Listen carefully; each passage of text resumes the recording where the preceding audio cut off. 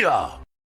Well, what's going on, ladies and gentlemen? Welcome back to The Fringe. If you joined me here on the channel earlier this week, following the major upset for the Liberals on the by-election races that were held in Elmwood, Transcona, as well as over in Quebec, some interesting developments have happened. Now, you'll remember if you watched that video that I said that this was the beginning of the end for the Liberal Party, that we were going to see leaks coming out, that we were going to see pressure for Justin Trudeau to step down. We've heard multiple threats from MPs over the summer that were irritated that Justin Trudeau wouldn't hold a caucus meeting, saying that they refused to work with Justin Trudeau and would possibly step down.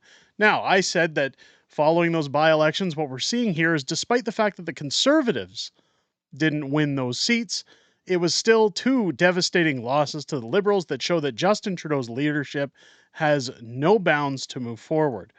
What we're seeing now is the fallout of the Liberal Party. In fact, this is the beginning of those jumping ships. The rats are fleeing the sinking ship, and we're seeing that now as Pablo Rodriguez set to resign from cabinet today, the time of you viewing this video. I filmed this the night before, so as you're watching this, if the announcement has been made, I apologize. I wanted to get this information out as quickly as possible. Pablo Rodriguez is set to resign from cabinet and seek Quebec Liberal leadership, says sources. The transport minister is expected to make an announcement in Gatineau, Quebec on Thursday. Now, what's funny about this is Pablo Rodriguez obviously being somebody of striking while the iron is hot, somebody who's looking at the status quo, and in fact, the status quo has changed for Justin Trudeau. He's obviously going to use the leverage of the Bloc gaining votes to prop up his position to maintain some form of a job once Justin Trudeau is finished in the House of Commons. Let's take a look at this article here. Federal Transport Minister Pablo Rodriguez is expected to resign from cabinet in order to seek the leadership of the Liberal Party of Quebec, CBC News and Radio Canada sources say. He's expected to make a statement about his cabinet resignation on Thursday in Gatineau, Quebec. I know people hate the way I say Quebec. I'm sorry. That's the way I've always said it. I'm Western Canadian. It is what it is. CBC News has agreed to keep the identities of the sources confidential because they are not authorized to speak. So again, the government paid shield prostitutes leaking this information when they're not supposed to. Liberal Party of Quebec, or the PLQ, has been without an official leader since Dominique Anglade resigned following the party's crushing defeat in the Quebec 2022 election. The party won less than 15% of the popular vote, the lowest vote share in its history. Again, now that people in Quebec had voted in Bloc leaders to replace David Lametti, I guess now Pablo sees his opportunity to jump on that wagon. Liberal member of the National Assembly, Mark Tanguay, was named interim leader, but said last year he would not seek the party leadership. It is believed that Rodriguez's background as an immigrant, a student in Sherbrooke, and a member of the Youth Commission of the Quebec Liberal Party in the 1990s and a federal minister could resonate with Liberal activists. One source said that he would bring a breath of fresh air to provincial Liberals. Yeah, right. He'll bring something in the air, but it won't be fresh, I can guarantee you that. On Wednesday, Beauchemin said he disagrees with Rodriguez's vision for public finance management as it relates to competitivity of Quebec. But there's looking forward to debating ideas with him. It doesn't matter where the people come from as long as they have an interest of Quebec at heart, Beauchemin said. Charles Millard, the former president and general manager of Quebec Federation of Chambers of Commerce, and Matani lawyer Marc Belanger have also announced their candidacy. The race will officially begin in 2025, and the PLQ's new leader will be announced on June 14th in Quebec City. Federal Public Services Minister Jean-Yves Duclos said Wednesday that he's very grateful for what Rodriguez has done for Canada, and his departure leaves a hole in the cabinet. It does, because this is another Liberal seat that's going to go out the window. He's a very imposing man, in our cabinet and in our caucus, but there's a lot of other MPs and ministers that will stay behind and keep fighting for the interest of Quebecers and Canadians, Duclos says. The decision is unrelated, they claim, to the by-election loss, says Miller. Describing Rodriguez as a political mentor, MP Serenia Martinez Ferranda said that he was given his life to politics. I have immense of respect for Pablo, she said. If he's announcing he's going to Quebec, it's not because of optimism. Opportunism, sorry, not optimism. Opportunism. Well, it is about opportunity. There's nothing left with the Liberal Party of Canada. News of Rodriguez stepping down from the cabinet comes 2 days after the Liberal Party lost the by-election in its former stronghold of LaSalle in Montreal. Immigration Minister Mark Miller insisted Rodriguez's political future is unrelated to the loss. Well, of course they're going to say that. No, it has nothing to do with the fact that we're failures and we can't keep the confidence of Canadians. It's that he's just seeking better opportunities than being an MP in the House of Commons. Give me a break. I'm 100% confident that any decision about his future has zero to do with the loss in LaSalle, Miller said. I call BS. Of course, he's a liberal. You can't spell liberal without lie.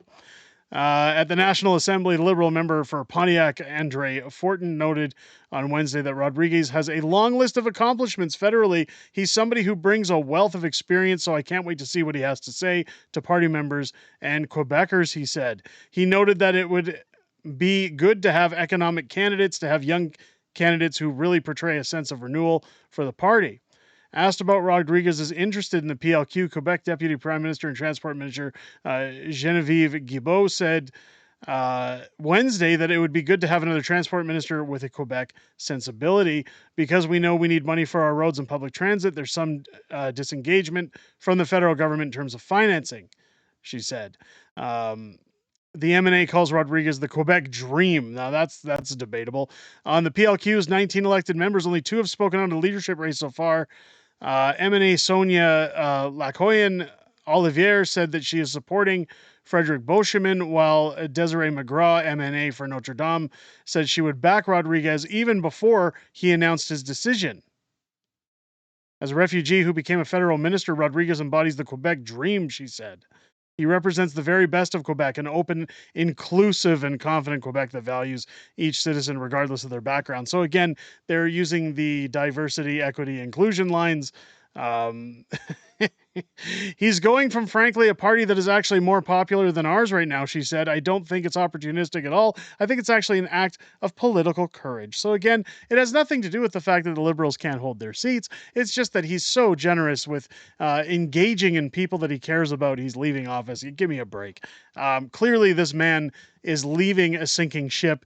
And many more, I think, are going to follow suit. I think Rodriguez is going to be the first of many.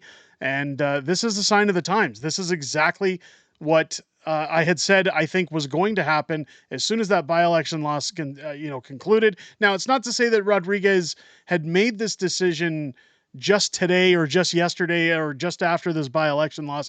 I'm willing to bet that the by-election held a lot in his mind as to whether or not he was going to move forward with the decision of leaving. I'm sure he's thought about it for quite some time. But again, over the summer, with the frustration of Justin Trudeau's caucus threatening not to work with him, threatening with certain members wanting to resign, some wanting to turn on Prime Minister Justin Trudeau. Well, I think this is the beginning of the end. I think that you're going to see many more Liberal MPs that are maybe at the back of the benches start to leak information or start to show dismay in Justin Trudeau's leadership publicly. I think that this is the beginning of the show, so to speak, and I think that you guys better get prepped for a lot more great news and great entertainment as Justin squirms his way to the next federal election, because let's be honest, Quebec has already announced that they're going to keep Trudeau in power until the next federal election, no matter what. So in the meantime, while he continues to trample and destroy our country, we get to watch on as he suffers, at least, on the way to that finish line where we're eventually rid of Justin Trudeau forever. Let me know what you guys think down below. Do you think Pablo's leaving because of the by-election loss? Do you think that was the straw that broke the camel's back, or do you think he's generally concerned about his role with Quebec? Let me know down below. If it's your first time here, I hope this video's earned your subscription. Make sure as you're clicking that bar, you also hit your bell for notifications. Leave a thumbs up and a comment down below if you enjoyed this content, because once again, YouTube likes to squash certain stories and political news. This helps get it out there for other people to see that this is worth listening to. So again, I encourage that if you have the time, thumbs up takes 2 seconds, leave a comment down below. And as we break off this video, I want to remind everybody here to join me every Friday night here on the channel for Friday Night Fringe, my live streaming show, where we talk a little bit about what's happened this week in politics, what's going on in the next week, and a little bit of back and forth within our community. My beautiful wife, Mrs. Fringe, joins us on those streams as well to hear what you guys have to say outside of making these videos, and we both look forward to speaking with each and every one of you every Friday night here on the channel. Again, 6 p.m. Pacific, 8 p.m. Central, here on Unacceptable Fringe. With that being said, ladies and gentlemen, I'm going to leave you with an ad for this video's sponsor, Unholy History. Have a good one. I'll catch you on the next one. Huge shout out to this video sponsor, Unholy History. If you've watched political videos on the YouTube platform, you've undoubtedly heard of the Celtic Canuck. She now comes to us with this new YouTube channel called Unholy History, which delves into the darkest chapters of human history and explores the lives of the most notorious figures who have left an indelible mark on the world. This channel brings you meticulously researched stories of true crime, infamous criminals, and macabre events, presented through the compelling narration and haunting visuals. Unholy History is dedicated to uncovering the unsettling truths behind history's most chilling tales. Whether you're fascinated by true crime, intrigued by the macabre, or simply curious about the shadowy side of human nature, this channel offers an immersive journey into the stories that continue to captivate and terrify.